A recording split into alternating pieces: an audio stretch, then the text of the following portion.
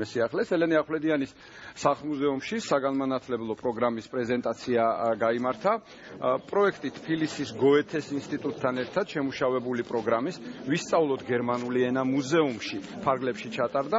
ღონისძიებას საქართველოში ოფიციალური ვიზიტით მყოფი აზერბაიჯანის რესპუბლიკის კულტურისა და ტურიზმის სამინისტროს დელეგაცია დაესწრო. პროექტი წარმატებული გამოვიდა. მიხარია, რომ ამ პროგრამის დახმარებით ბავშვებს შესაძლებლობა მიეცათ გერმანული ენა არა საკლასო ოთახებში, არამედ განსხვავებულ გარემოში, სამუზეუმო სივრცეში შეესწავლათ. ეს არის არაჩვეულებრივი საშუალება იმისთვის, რომ სკოლაში ნასწავლი და წიგნებში და რვეულებში ჩაწერილი და გაზრდილი სიტყვები გაცოცხლება მოახერხონ ბავშვებმა და ცოცხალ მეტყველებაში გამოიყენონ საკუთარი აზრების გამოთქმა, ისწავლონ უცხო ენაზე. ძალიან საინტერესო პროექტია. ფიქრობ მნიშვნელოვანია, რომ ამ პროგრამის ფარგლებში სკოლის მოსწავლეები გერმანული ენის შესწავლასთან ერთად ხელოვანი ადამიანების შემოქმედებას გაეცნობიან. გვინდა თქვენი გამოცდილება ჩვენს გავიზიაროთ.